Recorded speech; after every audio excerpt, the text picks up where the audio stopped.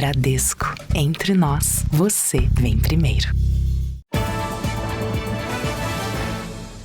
Olá, boa noite. Boa noite. 2 dias depois do atentado, o ex-presidente Donald Trump já retomou as atividades políticas e a polícia americana tenta descobrir por que um jovem de 20 anos atirou contra o ex-presidente. Thomas Matthew Crooks conseguiu alcançar o telhado de um dos prédios com visão total para o palco onde o candidato do Partido Republicano discursava na Pensilvânia.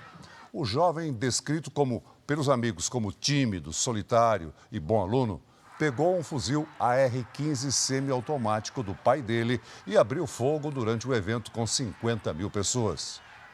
Mais detalhes sobre o atirador que foi morto pelos agentes do Serviço Secreto, como estão as investigações do atentado e ainda o dia de Donald Trump, você acompanha nesta edição do Jornal da Record. 5 pessoas são investigadas, suspeitas de terem roubado e espancado um guarda municipal no ABC Paulista. 4 vítimas de assaltos ficaram feridas e 3 suspeitos morreram em ocorrências na Grande São Paulo. A câmera de segurança mostra um adolescente de 17 anos andando na rua. Ele é abordado por um assaltante em uma moto. O rapaz resiste em entregar o celular e tenta fugir, mas o criminoso atira. O jovem foi socorrido e passou por cirurgia. O estado de saúde não foi divulgado. O crime aconteceu na Zona Sul de São Paulo. Muito perigoso, entendeu? Então a gente evita de andar com o celular aqui fora. Até de passar com o cachorrinho aqui eu já estou evitando. Em outros 2 assaltos, 2 pessoas ficaram feridas após troca de tiros. Em ambos os casos, os alvos eram as motos. Em Guarulhos, segundo a polícia, a vítima, que tinha porte de arma, reagiu e matou um suspeito e o outro fugiu. Já na Zona Sul da capital, um policial à paisana interveio.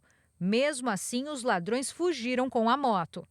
Apesar das estatísticas mostrarem uma queda na quantidade de roubos e de furtos em São Paulo e na região metropolitana nos 5 primeiros meses deste ano, em relação ao mesmo período do ano passado, os criminosos seguem agindo com violência nos assaltos.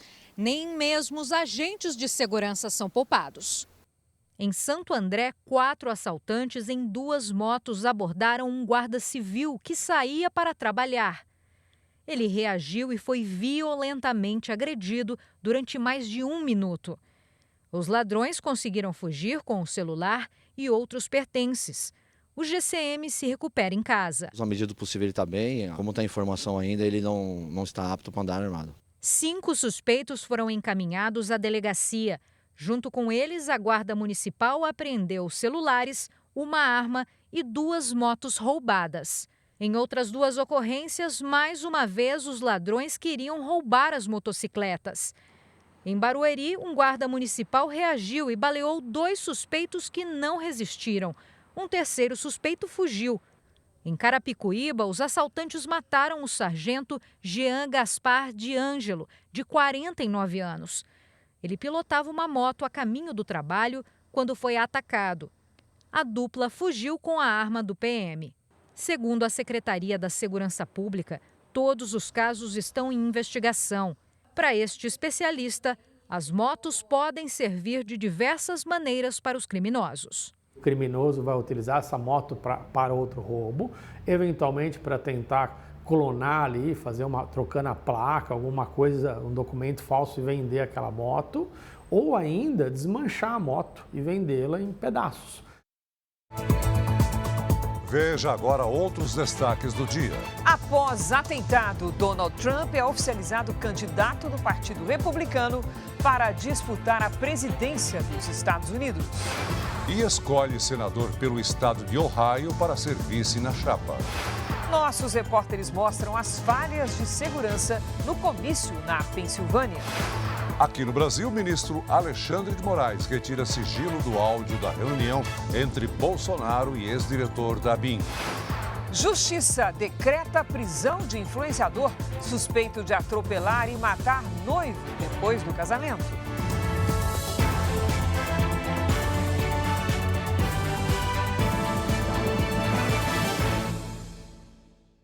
Oferecimento. Agora, a Casa de Investimentos do Bradesco.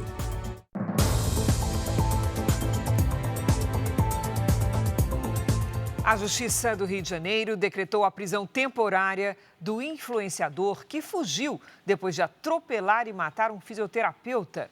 A vítima tinha acabado de se casar. No carro do motorista, que segue foragido, a polícia encontrou taças quebradas e manchas que podem ser de vinho. No enterro, familiares e amigos ainda estavam em choque. Ele estava na melhor fase da vida dele, sem dúvida. Assim, foi o dia mais feliz da vida dele. Estas são as últimas imagens de Fábio Toshiro Kikuta, de 42 anos. O fisioterapeuta morreu atropelado depois da festa do próprio casamento. No vídeo, é possível ver quando o casal anda pela calçada e tenta atravessar fora da faixa de pedestres. Uma moto desvia, mas em seguida, Fábio é atingido por um carro. O acidente aconteceu no sábado, neste trecho da Orla do Recreio dos Bandeirantes, na zona oeste do Rio de Janeiro. As primeiras testemunhas relataram à polícia que o motorista estava em alta velocidade. Elas também disseram que o corpo da vítima foi projetado para dentro do veículo e depois retirado pelos próprios ocupantes antes da fuga. O carro de luxo envolvido no acidente foi localizado horas depois. Dentro do veículo, a polícia encontrou o passaporte de Vitor Vieira Bellarmino. O influenciador digital, com mais de 280 mil seguidores nas redes sociais, fugiu sem prestar socorro. Ele é considerado foragido.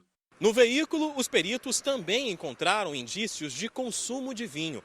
A polícia investiga se o motorista estava alcoolizado e se dirigia acima da velocidade máxima permitida, que aqui é de 70 km por hora. Além da fuga do local do crime, Vitor deve responder por homicídio culposo, quando não há intenção de matar.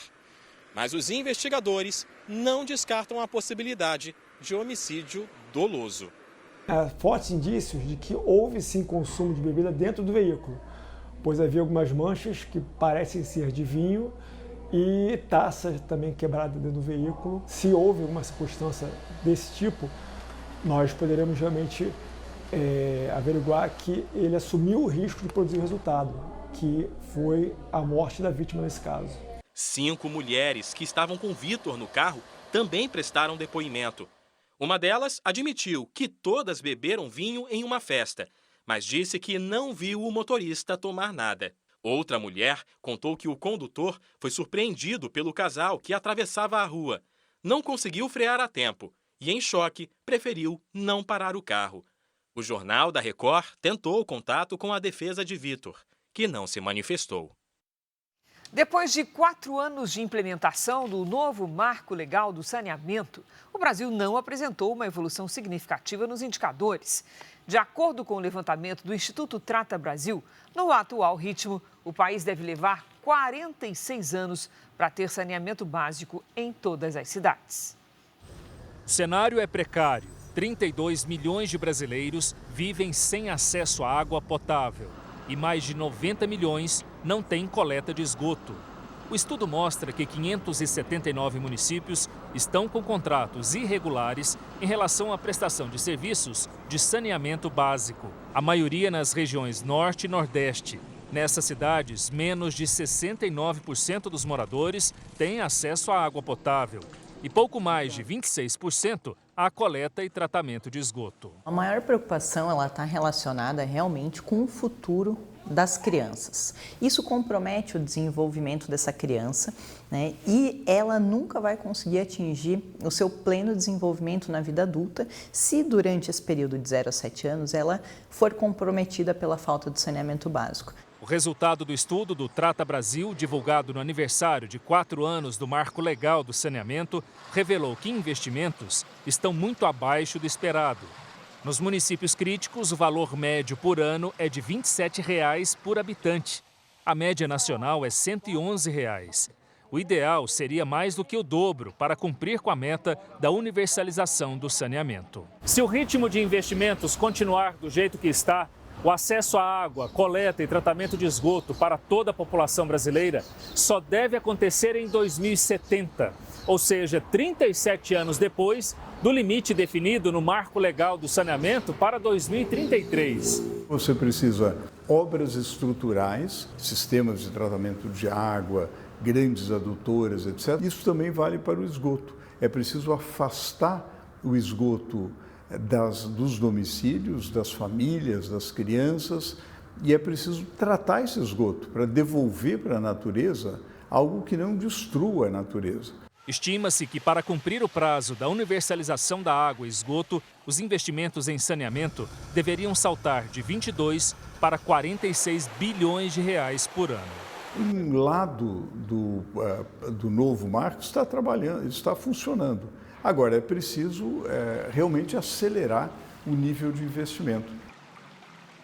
2 dias depois do atentado, Donald Trump foi confirmado oficialmente como candidato às eleições presidenciais pelo Partido Republicano. A nomeação foi anunciada na Convenção Nacional Republicana no estado de Wisconsin, após Donald Trump conseguir votos suficientes para se tornar candidato. The Republican nominee for President of the United States of America. Conforme a expectativa, o nome do candidato a vice-presidente também foi anunciado hoje. Será J.D. Vance, senador de Ohio, de 39 anos, que estava entre os favoritos de Trump. A convenção vai abordar até quinta-feira temas como economia e segurança. O público até consegue chegar perto do prédio onde acontece a convenção, que está logo ali atrás, mas há quase 10 quarteirões bloqueados para os veículos, com barreiras de concreto e grades. O FBI, a Polícia Federal Americana, atua junto a agentes locais, militares e o Serviço Secreto, no esquema de segurança que ganhou reforço após o atentado contra o ex-presidente Donald Trump. Ele foi atingido por um tiro de raspão na orelha, num comício no último sábado, na Pensilvânia, e um apoiador do republicano morreu. O atirador foi abatido pelo Serviço Secreto. Nas ruas de Milwaukee, esse homem diz que Trump sobreviveu por pouco e agradece por nada grave ter acontecido com o candidato. Esse outro diz que é contra a violência e que, antes de tudo, é preciso lembrar que todos são americanos e querem o melhor para o país. Essa apoiadora de Trump diz que o ataque fortaleceu o republicano na corrida presidencial.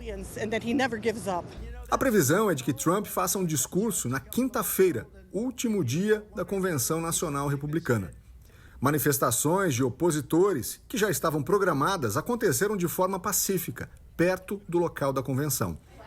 Hoje, a Casa Branca voltou a se pronunciar sobre a tentativa de assassinato de Trump.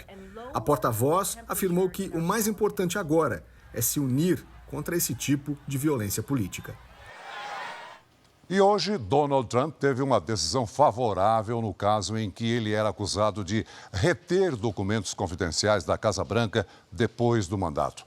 O correspondente Vandrei Pereira tem mais informações. Boa noite, Vandrei. Oi, Celso, Cris, muito boa noite a todos. A juíza Eileen Cannon rejeitou o processo criminal aberto em um tribunal federal do estado da Flórida. A juíza considerou que a nomeação do promotor especial Jack Smith, responsável pelo caso, violava a Constituição americana porque foi feita por um procurador-geral. Segundo a juíza, ele deveria ter sido indicado pelo presidente e confirmado pelo Congresso americano. Embora a promotoria ainda possa recorrer, essa é considerada uma vitória para Trump. O republicano diz que é inocente e hoje Trump disse em uma rede social que os outros processos criminais contra ele deveriam ser arquivados. Cris, Celso, eu volto com vocês. Obrigado, Vandrei. O FBI, a Polícia Federal Americana, passou a chefiar a investigação sobre o que pode ter motivado Thomas Matthew Crooks a disparar contra o ex-presidente Donald Trump. O jovem de 20 anos morava em Bethel Park, na Pensilvânia, a cidade com 35 mil moradores a 70 quilômetros do local do atentado. Thomas era conhecido por ser um jovem tímido. Em 2022, ele se formou no ensino médio e teve um prêmio de uma organização que incentiva o estudo de matemática e ciências. Colegas de sala descreveram como solitário e que sofria bullying. O jovem ainda tentou entrar para o clube de tiro da escola, mas foi rejeitado. O atirador não tinha antecedentes criminais e esta seria a primeira eleição presidencial em que ele poderia votar. Segundo documentos do estado da Pensilvânia, o jovem estava registrado como eleitor republicano, mas também já havia feito uma doação de $15 a um grupo que apoia candidatos democratas. Antes de chegar ao comício, Thomas comprou 50 cartuchos de munição em uma loja de armas. Um fuzil semiautomático AR-15 foi encontrado no local do atentado. A arma era do pai dele, que, segundo autoridades, tinha mais de 20 armas registradas. Este brasileiro, especialista em armamento, disse que não é preciso muita prática para atirar com este tipo de fuzil. Não é um armamento que precisa de muito treinamento para poder fazer um disparo até 150 metros, pois ele é utilizado para fazer disparos até 500 metros de distância. No dia do ataque, Thomas estava num telhado com vista direta para o palco, a 120 metros de distância. Não carregava nenhum documento pessoal e a identificação dele foi feita por amostra de DNA. Segundo a imprensa americana, materiais para a fabricação de bombas também foram encontrados no carro e na casa do jovem. Veja a seguir. Alto escalão do Departamento de Estado americano faz reunião após atentado contra Donald Trump. Polícia prende integrantes de quadrilha de roubos a condomínios em São Paulo. Negociações de cessar-fogo prosseguem mesmo após o exército israelense ter eliminado o comandante do grupo terrorista Hamas.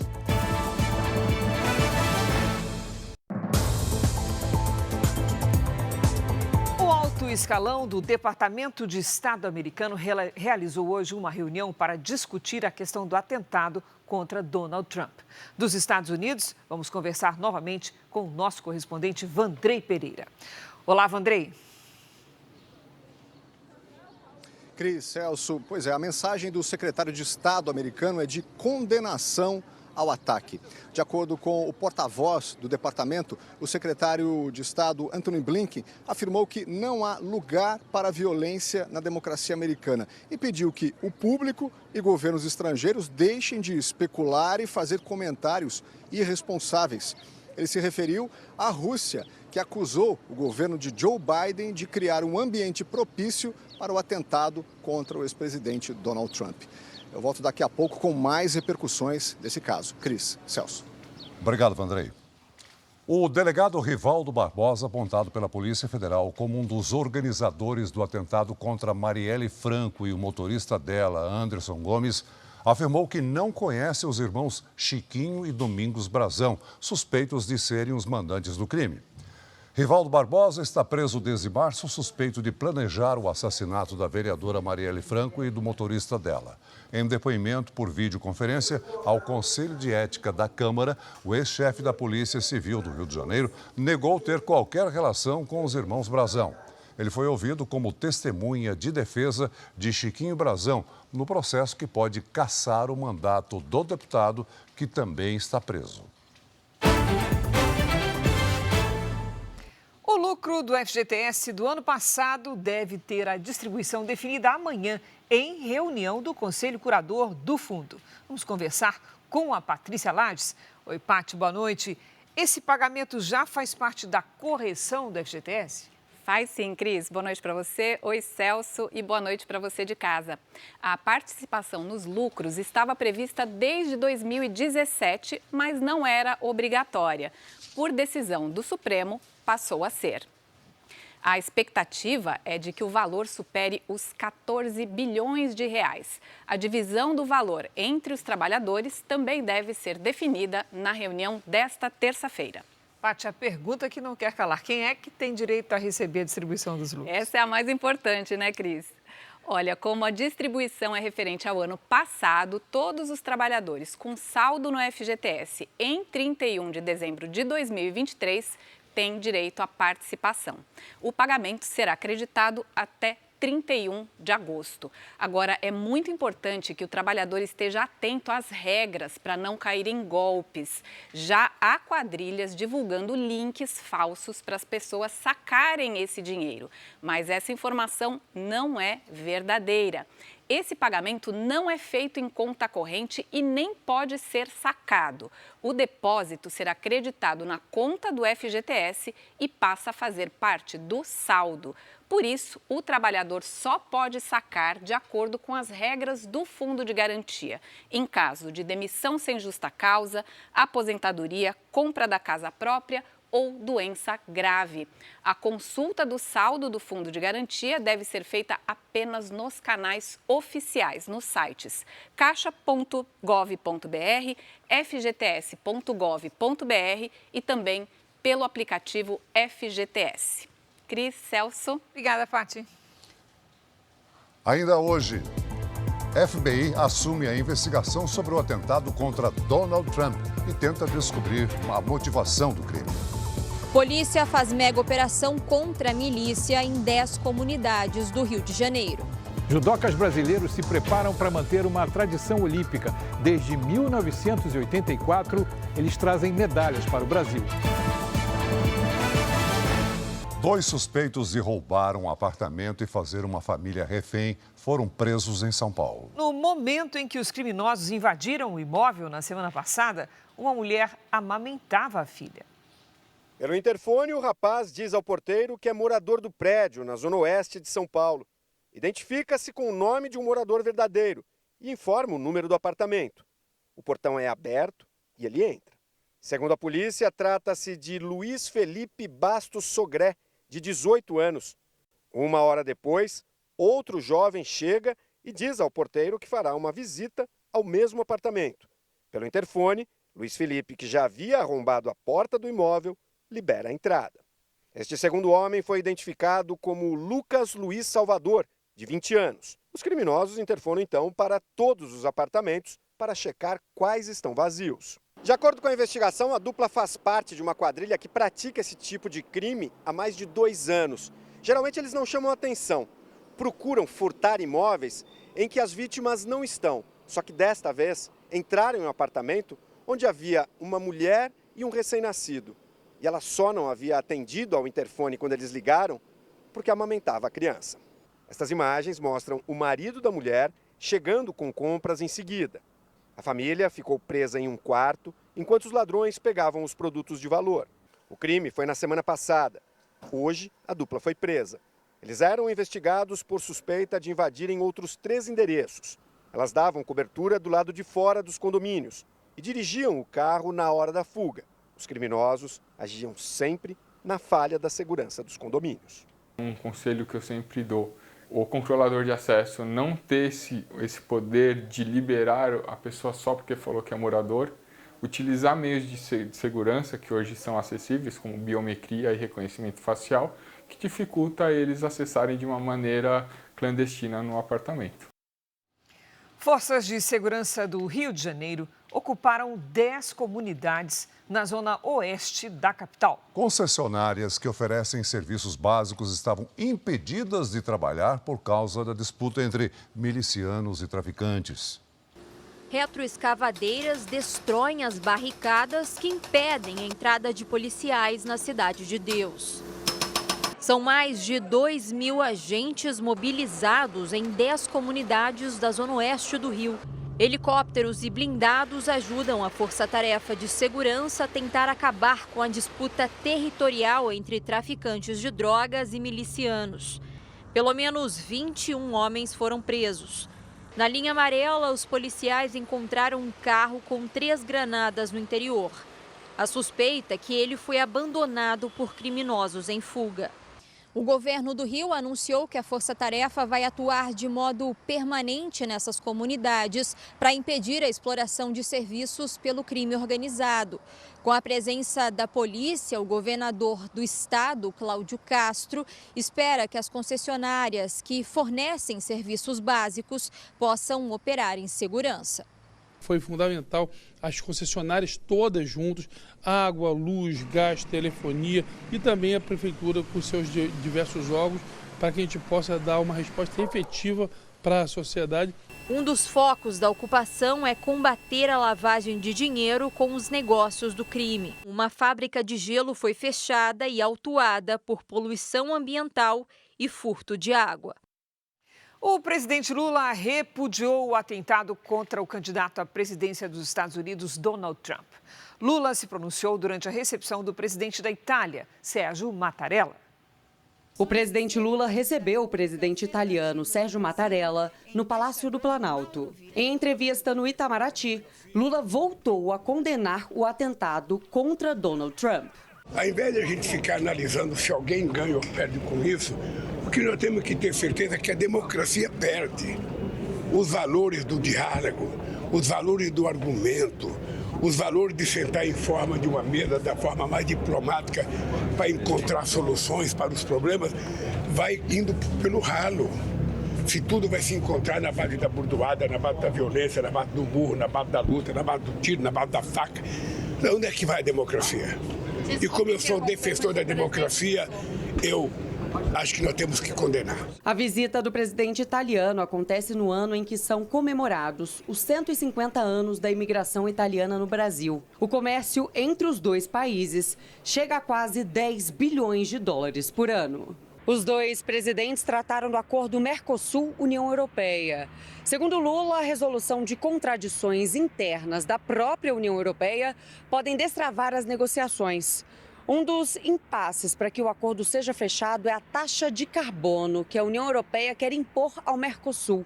Apesar da intenção de avançar com a negociação, as discussões já duram mais de 20 anos. Reiterei ao presidente italiano o interesse do Brasil em concluir o quanto antes um acordo com a União Europeia que seja equilibrado e que contribua para o desenvolvimento das duas regiões. Explicitei que o avanço das negociações depende dos europeus resolverem suas próprias contradições internas. Os presidentes ainda assinaram acordos bilaterais. Um deles permite que motoristas brasileiros que moram na Itália tenham a CNH daqui convertida em habilitação para dirigir no país europeu. O mesmo poderá ser feito pelos italianos que moram no Brasil. Uma ofensiva de Israel na faixa de Gaza conseguiu matar um dos chefes do grupo terrorista Hamas. A ação também tinha como alvo o chefe militar do grupo, mentor dos ataques a Israel em outubro. Pacotes com ajuda humanitária foram lançados na região de Khan Yunis, no sul da faixa de Gaza, 2 dias após a operação das forças israelenses, que teve o objetivo de eliminar o chefe militar do Hamas, Mohammed Deif. Foi ele quem anunciou o início do ataque do dia 7 de outubro, que matou mais de 1.200 israelenses. A morte do terrorista não foi confirmada, mas o exército afirmou que outro alvo, Hafez Salamah, foi morto no ataque aéreo. Ao menos 90 pessoas morreram na ofensiva, segundo autoridades palestinas. Os ataques na faixa de Gaza ocorrem em meio às negociações sobre um possível acordo de cessar-fogo. O Hamas afirma que segue nas tratativas e autoridades israelenses têm se reunido com integrantes da comunidade internacional para discutir o tema. Ao lado do presidente de Israel, Isaac Herzog, o secretário de Relações Exteriores do Reino Unido, David Lammy, afirmou que espera ver um cessar-fogo nos próximos dias e exigiu a liberação dos reféns. No norte de Israel, seguem os confrontos na fronteira com o Líbano. Hoje, as forças de defesa informaram que atingiram estruturas militares usadas por terroristas do Hezbollah. Hora da previsão do tempo com a Lidiane Sayuri. Oi, Lid, boa noite. Quais são os destaques da semana? Vamos lá, Cris. O sol volta a aparecer na região sul e a chuva segue sobre áreas da região norte e do litoral do Nordeste. Boa noite para você, boa noite, Celso, boa noite a todos que nos acompanham. A massa de ar frio se afasta em direção ao oceano e as temperaturas começam a subir no centro-sul do país. Em São Paulo e em Campo Grande, dia de sol com baixa umidade do ar. As máximas ficam entre 21 e 26 graus. Em Florianópolis, a chuva diminui. À tarde, faz até 17 graus. Neste momento, não chove nos estados de Santa Catarina, Paraná e São Paulo, apesar da nebulosidade. Pelas imagens de satélite, vemos que as nuvens de chuva estão sobre o oceano. Amanhã, os ventos que sopram do mar em direção ao continente mantêm as nuvens carregadas sobre os litorais das regiões sul, sudeste e nordeste. Na região norte, as pancadas de chuva marcam presença à tarde. No giro de temperaturas, à tarde faz 20 graus em Porto Alegre. No Rio de Janeiro, máxima de 25. Em Goiânia, faz até 29. 30 em Natal e até 33 em Manaus. Momento de interatividade na previsão do tempo, hora do Tempo Delivery. A primeira participação é do João. Ele está de olho na previsão para a cidade de Londrina, no Paraná. Boa noite, João. Você vai perceber que aos poucos as temperaturas aumentam à tarde.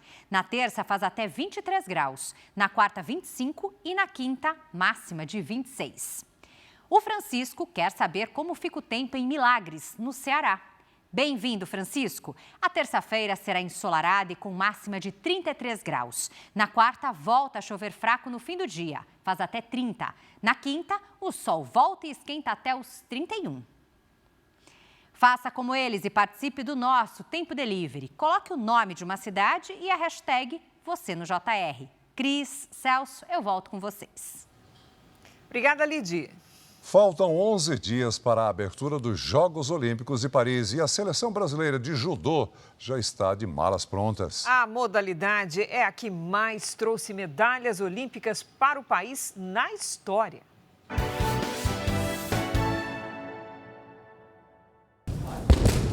O treino é duro, exige foco, concentração, rapidez e sincronia de movimentos. Só assim, o golpe decisivo sai perfeito. Depois de muito suor, os judocas brasileiros estão prontos para encarar o desafio tão aguardado. O tatame olímpico é logo ali, em Paris. Mas para isso é preciso trabalhar melhor a empunhadura, saber o momento certo de furar a guarda do adversário. Rafael Silva, o Baby, peso pesado, é o mais experiente desta turma. Aos 37 anos, com 2 medalhas de bronze, ele se prepara para a sua 4ª e última Olimpíada. É um veterano, mas treina como um novato. Fazer muita força e representar bem o Brasil. Boa sorte, sucesso. Já a Larissa Pimenta, 25 anos, meio leve, vai para a 2ª participação nos Jogos Olímpicos. O judô é o esporte que mais medalhas olímpicas trouxe para o Brasil. São 24 ao todo. Nas últimas 10 edições dos Jogos Olímpicos, desde Los Angeles, em 1984, pelo menos um brasileiro subiu ao pódio. Leandro Guilheiro, que tem 2 medalhas de bronze olímpicas, é o treinador da seleção. É ele quem orienta os estreantes Beatriz Rodrigues de Souza e William Lima. Boa sorte. Muitíssimo obrigado. Que você volte com aquela medalha bonita no peito. Tá animado? Tô, muito. Confiante? Sim, bastante. Os atletas embarcam dia 18 rumo a Paris, para percorrer uma estrada que a gente espera seja de glória até o alto do pódio. A seguir, gravação revela que o ex-presidente Jair Bolsonaro tentou blindar o filho Flávio de investigação. E veja também, candidato a vice na chapa de Trump é nomeado e participa de convenção do partido nos Estados Unidos.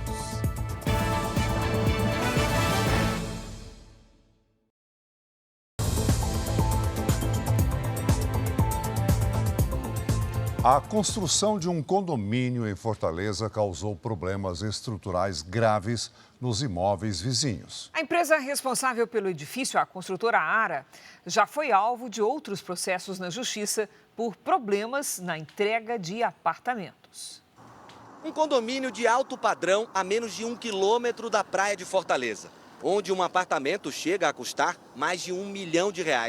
Mas até a data de entrega do edifício, em 2014, quem havia comprado um imóvel da construtora Ara, ainda na planta, sofreu com atrasos na obra e falhas na infraestrutura das unidades. Os problemas no condomínio foram parar na Justiça Cearense. A construtora Ara foi processada por ter atrasado a entrega das unidades e também por defeitos em um dos imóveis. O casal de proprietários ganhou a ação e foi indenizado em R$110 mil por causa de vazamentos e falhas no banheiro. A partir do momento em que a construtora ela entrega ali um empreendimento, entrega um imóvel, ela não entrega tão somente por entregar. Ela tem que ficar responsável por vazamentos, tem que ficar responsável por vícios ocultos, vícios na construção, na estrutura do imóvel. Então, ela, além de entregar, ela tem que garantir. Os moradores chegaram a receber uma carta da dona da empresa reconhecendo o atraso na obra. A construtora alegou imprevistos como chuvas e greve no transporte urbano. Mas a justiça não aceitou as justificativas. O advogado explica que os clientes não devem ser prejudicados por causa de imprevistos e que podem devolver o imóvel caso o atraso ultrapasse 180 dias. Ele pode desistir do contrato, ele pode pedir na justiça a rescisão contratual, ele pode pleitear a devolução integralmente, 100% de todo o valor que foi pago para a construtora. Ela tem ali a obrigação já de prever a situação em contrato e o consumidor ele não pode de maneira alguma ser lesado por essa situação. Além de denúncias de atraso na entrega desse condomínio, a construtora Ara enfrenta problemas com a construção deste outro edifício em Fortaleza. A obra foi interditada depois que danos foram provocados em imóveis vizinhos por falhas na fundação do prédio. A construtora Ara disse que os problemas do condomínio pelos quais precisou indenizar os moradores foram resolvidos amigavelmente e que apenas um cliente foi afetado. Também afirmou que o atraso aconteceu devido a circunstâncias excepcionais e que não houve falhas na construção do edifício. 4 jovens entre 16 e 20 anos morreram num acidente de carro a caminho de uma competição de basquete. As vítimas saíram de Chapecó, em Santa Catarina, com destino a Carazinho, no Rio Grande do Sul. O carro em que eles viajavam bateu de frente com uma carreta. O motorista não se feriu. A polícia de São Paulo apreendeu centenas de facas e outros objetos cortantes na região conhecida como Cracolândia, no centro da capital. Segundo a PM, somente nos últimos 3 meses foram apreendidas mais de 5.500 armas brancas na região. O aeroporto Salgado Filho, em Porto Alegre, retomou as operações de check-in. Do terminal, os passageiros são levados de ônibus até a base aérea de Canoas, onde acontecem os pousos e decolagens. Familiares e artistas se despediram hoje do jornalista Sérgio Cabral, que morreu neste domingo, aos 87 anos. Ele tinha Alzheimer e, nos últimos 3 meses, estava internado em uma clínica no Rio de Janeiro. O velório aconteceu na sede náutica do Vasco, clube de coração do Carioca. Artistas como Paulinho da Viola e Antônio Pitanga estiveram no local para se despedir do jornalista. Sérgio Cabral também foi vereador do Rio de Janeiro, conselheiro do Tribunal de Contas da cidade, compositor, produtor e pesquisador musical. Foi encontrar Pixinguinha, Ciro Monteiro, Vinícius, Tom, Elisete Cardoso, Nara Leão, Ari Barroso. Deve estar fazendo uma farra lá em cima. Um dos filhos dele, o ex-governador do Rio de Janeiro, Sérgio Cabral, também esteve no velório. Ele foi preso pela Lava Jato em 2016, mas a prisão foi revogada no ano passado. O jornalista Sérgio Cabral tinha Alzheimer e morreu ontem em uma clínica na zona sul do Rio por complicações de um efizema pulmonar.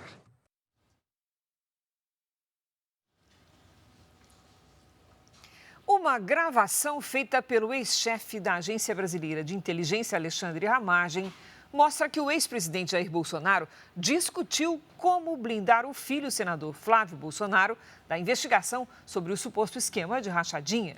O sigilo do áudio foi retirado hoje pelo relator do caso no Supremo Tribunal Federal, ministro Alexandre de Moraes. Segundo a Polícia Federal, a reunião teria sido gravada pelo deputado federal Alexandre Ramagem, ex-chefe da Agência Brasileira de Inteligência. A transcrição foi feita pelos agentes na investigação do suposto esquema de espionagem ilegal dentro da ABIN, durante a presidência de Jair Bolsonaro, que passou a ser chamado de ABIN Paralela. A reunião teria ocorrido no Palácio do Planalto em 25 de agosto de 2020, entre 2 advogadas, o então ministro-chefe do Gabinete de Segurança Institucional, Augusto Heleno, Alexandre Ramagem e Jair Bolsonaro. Em vários trechos do áudio retirado de sigilo hoje pelo ministro Alexandre de Moraes, o ex-presidente sugere formas de blindar um dos filhos, o senador Flávio Bolsonaro, nas investigações do suposto esquema de rachadinha que ele teria praticado na Assembleia Legislativa do Rio de Janeiro, quando Flávio era deputado estadual. Durante a conversa do grupo, Bolsonaro sugeriu procurar Gustavo Canuto, ex-ministro do governo, que passou a comandar a Dataprev. A ideia era verificar acesso de dados pela Receita Federal. O ex-presidente também falou em consultar o comando da própria Receita. No caso, conversar com o chefe da Receita, ele está pedindo um favor. Não é favor não. Ninguém está pedindo favor aqui. Não é presidente. O caso conversar com a Receita. Bolsonaro se referiu a José Tostes, então chefe do SERPRO, área de dados do governo. Depois, Bolsonaro cita diretamente o ex-ministro. Eu 01 do SERPRO, era ministro, mas foi para lá. Sem problema nenhum. Certo. Então, sem problema de eu conversar com ele. Vai ter problema de eu conversar com ele. O que você consegue saber? Ele tem que manter esse troço fechadíssimo. Pegar gente com confiança dele. E deixar bem claro, nunca sabe alguém está gravando alguma coisa, que nós não estamos procurando favorecimento de ninguém. Apesar da fala, o ex-presidente deixou claro que iria procurar o ex-ministro. Fala com o Canuto, agora eu falo com o Flávio, então qualquer hora do dia não lembra. O áudio reforça também a atuação de Ramagem para tentar afastar servidores da Receita, responsáveis pelas investigações contra Flávio, conforme apontado pela Polícia Federal. Eu acredito bem, que a gente consiga... Eu acredito que a melhor saída é dentro da Receita, pegando sério, com uma apuração que não tem como voltar atrás, uma apuração administrativa que, se travar, judicializa. Tem que ser lá de dentro. Mas tem que ser, Não pode ser do agente político, ministro da Economia. Tem que ser na Receita, apontado, mostrando que tem uma notícia para ele botar para baixo. O deputado federal Alexandre Ramagem, apontado como comandante do esquema ilegal de espionagem, deverá prestar depoimento à PF do Rio nesta quarta-feira. Alexandre Ramagem alega que Jair Bolsonaro sabia que estava sendo gravado na reunião. Também afirmou ter gravado porque havia informação de que uma pessoa que iria comparecer à reunião poderia ir com uma proposta nada republicana. A gravação seria para registrar um crime contra o presidente da República. Em nota, o senador Flávio Bolsonaro afirmou que o áudio mostra apenas as advogadas dele comunicando as suspeitas de que um grupo agia com interesses políticos dentro da Receita Federal e com o objetivo de prejudicar o senador e a sua família. A partir dessas suspeitas, foram tomadas as medidas legais cabíveis e alegou que, até hoje, não obteve resposta da Justiça quanto ao grupo que acessou os dados sigilosos ilegalmente. A advogada Juliana Birrenbach disse que não tem nada a declarar sobre a reunião. As defesas dos demais citados não retornaram nossos contatos. Voltamos a falar sobre o ataque ao ex-presidente americano. O FBI assumiu a investigação sobre o atentado contra Donald Trump e tenta descobrir agora qual foi a motivação do crime. Já o Serviço Secreto americano precisa explicar como foi possível um jovem armado estar tão perto do local do comício. O evento de campanha de Trump reuniu 50 mil pessoas na cidade de Butler, na Pensilvânia. O atirador estava em um telhado a apenas 120 metros do palco onde Trump discursava. Os agentes do serviço secreto estavam em 3 outras construções. O ex-presidente falava sobre imigração quando os tiros começaram. Ele colocou a mão na orelha direita, se abaixou e, em seguida, os seguranças cumpriram o protocolo de proteger o ex-presidente com um escudo humano. Logo depois, foi possível ouvir mais tiros, agora dos agentes de segurança contra o atirador. Ao ser retirado do palco, com a cabeça sangrando, Trump ergue o braço e, com um punho cerrado, gritou 3 vezes "Fight", que quer dizer lute em inglês. A multidão respondeu com aplausos e gritos de USA, ou seja, Estados Unidos da América. Um bombeiro voluntário que estava na plateia morreu ao tentar proteger a família dos tiros. Considerado um herói, ele recebeu homenagens dos colegas. Dove on his family. Outras 2 pessoas também foram baleadas. Elas estão internadas, mas fora de perigo. O FBI investiga o caso como tentativa de assassinato e possível ato de terrorismo. Ao que tudo indica, o atirador agiu sozinho. E agora, uma comissão foi criada aqui na Câmara dos Deputados para investigar as possíveis falhas na segurança. E a diretora do Serviço Secreto já foi intimada a depor. Kimberly Shiro admitiu em um comunicado que tenta entender o que aconteceu, como aconteceu e como seria possível evitar um novo incidente. As críticas abriram uma das maiores crises na instituição, que é questionada sobre a capacidade de proteger os candidatos. Vídeos mostram alguns eleitores que viram um jovem no telhado e tentaram avisar a segurança antes que ele abrisse fogo. Trump pediu nesta segunda-feira que o serviço secreto proteja também o candidato independente Robert F. Kennedy. Ele é sobrinho do ex-presidente John Kennedy, assassinado no Texas em 1963. O presidente Joe Biden determinou que os protocolos de segurança sejam revistos de forma independente.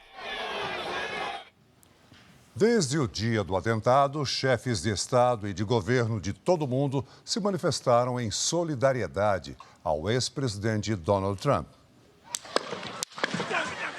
As lideranças chamaram o ataque de violência contra a democracia. Segundo o Palácio de Buckingham, o rei Charles III enviou uma mensagem pessoal a Trump após a tentativa de assassinato.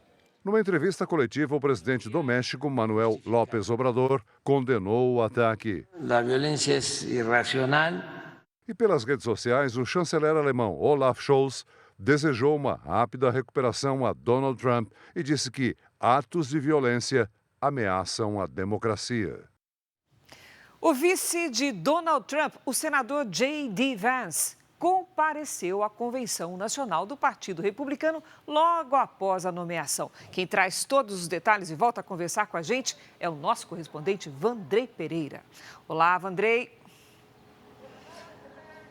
Olá, Cris, é isso mesmo. O senador de Ohio, J.D. Vance, cumprimentou as pessoas ali no salão durante a convenção, mas ainda não deu declarações. De acordo com a programação, é esperado que ele discurse na quarta-feira. Bem, amanhã a pauta está voltada para a segurança do país e tem na agenda leis contra o tráfico de drogas e também contra a imigração ilegal. No último dia, na quinta-feira, está previsto o discurso de Donald Trump. Eu volto com vocês no estúdio. Cris, Celso. Obrigada, Vandrei. Bom trabalho aí. Uma viagem à cidade mais alta do mundo é o destino do novo documentário do Play Plus. Um lugar no Peru onde 50 mil pessoas enfrentam o frio extremo e a pobreza. A esperança de mudar de vida está no meio das geleiras, que guardam minas de ouro. Mas esse trabalho expõe a população a muitos perigos. Os Alpes peruanos escondem um segredo. Cercada de gelo e belas paisagens, está La Rinconada. De longe, até parece um destino turístico, mas de perto, a realidade assusta. A cidade foi erguida a 5.200 metros de altitude em relação ao nível do mar. Por aqui, é impossível respirar com naturalidade. Quem vem de fora, como nossa equipe de reportagem, precisa se adequar logo para encarar a jornada. Conseguimos o medicamento para evitar náuseas e o oxigênio para que os nossos pulmões pudessem enfrentar o ar rarefeito no alto da geleira. Também compramos folhas de coca, que dizem melhorar a oxigenação e regular a pressão. Para fazer qualquer coisa a gente fica ofegante, andar 10 metros, subir um degrau, qualquer movimento um pouco mais brusco já reduz o nível de oxigênio no pulmão drasticamente. Mas os desafios para a viagem a La Rinconada começaram antes, aqui mesmo no Brasil. Tudo precisou ser muito bem planejado e roteirizado, ainda mais quando se pretende chegar até onde poucos conseguem ir. Eu procurei os órgãos oficiais, assim, as autoridades peruanas, e eu senti muita resistência. E não é um lugar que eles querem dizer para o mundo que aquilo lá existe, né? Na cidade mais alta do mundo, as condições de vida são extremamente precárias. Não tinha estrutura nenhuma, nem saneamento básico, não tinha água potável. Casas de lata, saneamento zero, água com contaminação de mercúrio. Para mim, o que mais chama a atenção ali no La Rinconada são as condições sociais mesmo, assim. Em meio a tantas dificuldades, por que as pessoas insistem em procurar um lugar assim? A resposta está nestas minas, onde se extrai ouro. A gente descobriu que a cidade ela girava em torno do ouro. Só que a gente começou a querer entender o que estava em volta do ouro, né? Que é uma cidade muito perigosa. Até para os mineiros é uma cidade perigosa. O documentário La Rinconada, o inferno perto do céu, já está disponível no Play Plus. Essa edição termina aqui e à 00:30 tem mais Jornal da Record. Você fica agora com a rainha da Pérsia. E logo depois de Gênesis tem eliminação dupla em A Grande Conquista. Entre no r7.com e vote no seu competidor preferido. Vamos conhecer também os 2 primeiros finalistas dessa temporada. São as emoções finais do reality. Ótima noite para você. Boa noite.